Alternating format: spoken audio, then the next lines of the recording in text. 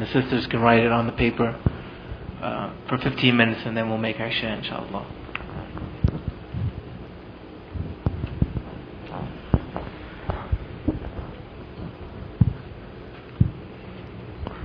Just 1 second. I think I was in ICM when I said this exact same, and I think the brother was there at ICM when I said this.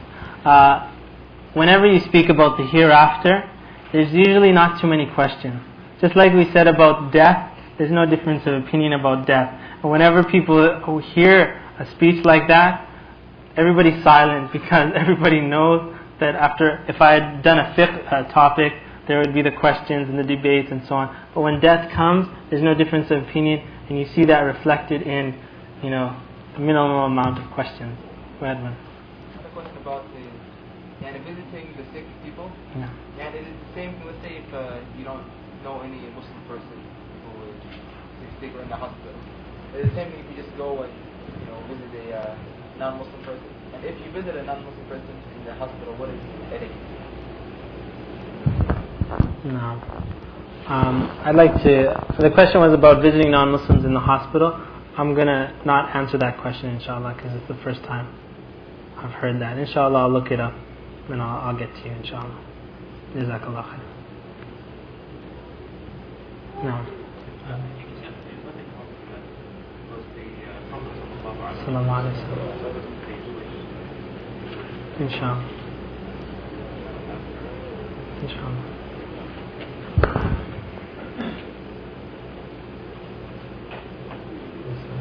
No. Speaking about the subject of death, there's no question that, as you related the hadith from the Prophet ﷺ, that it's dangerous to speak of having a death or having a death. No. As you mentioned, however, this very topic seems to be very touchy subject for some people, because of the thinking of separation from death and illness and things like that. So, what comments would you give us, and what encouragement of yours would you give to those people? I think the question you mean is like if people are in a gathering and they're having fun and you want to start talking about death and no, I mean, we should not feel bad about dying or facing that. No. Actually, there is a point like we said about the ulama, that he advised someone, and he said that he advised him saying, if you ever do something in your life, make sure that you do that deed, and because of that deed, the most beloved thing to you after that will be death. Because when people commit sins, the most hated thing to them after that is death. But when people are doing good, they would love to hear about death and the things that are waiting for those people that do good. But if someone is in sin, they don't want to be reminded of, what's going to happen to them. So, in the etiquette of that, you would pick your time.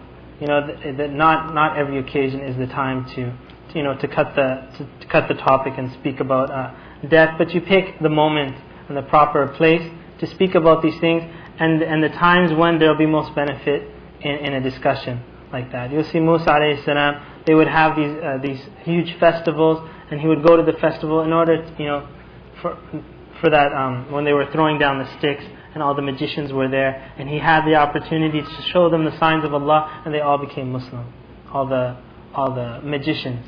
So the person needs to pick his places where he can be of most benefit. Sometimes if you start something and you get into a fight, and then they'll say, let's not invite this person to our gatherings anymore. You're like cutting yourself off from there. But you would want to make it and choose the proper time and in the best way, with the hikmah, as Allah subhanahu wa ta'ala says, bil hikmah wal maw'idatil hasana, that you would call them to the way of Allah subhanahu wa ta'ala. Also, Ibn al-Qayyim rahimahullah, he says, when he's talking about people giving khutbah, a lot of people give khutbahs that are just like horror movies, right? They're just giving the khutbah and scaring the person to death, but the person gets scared, he doesn't increase in worship, he's just scared of death, right? And they just became horrified, and they're shaking, and they hear about graves and so on, but it doesn't have an effect. And he's saying that you don't just do that kind of a thing. You have the raghba and the rahba, you have the fear and hope together, hoping and giving them those things, and you teach them about the deen. It's not just to scare a person and hope something comes out of it. But you want to show them the way that they can save themselves, the way they can find themselves, in Jannah. And working around, teach them about the deen. Let them learn their deen. And so on. JazakAllahu khair.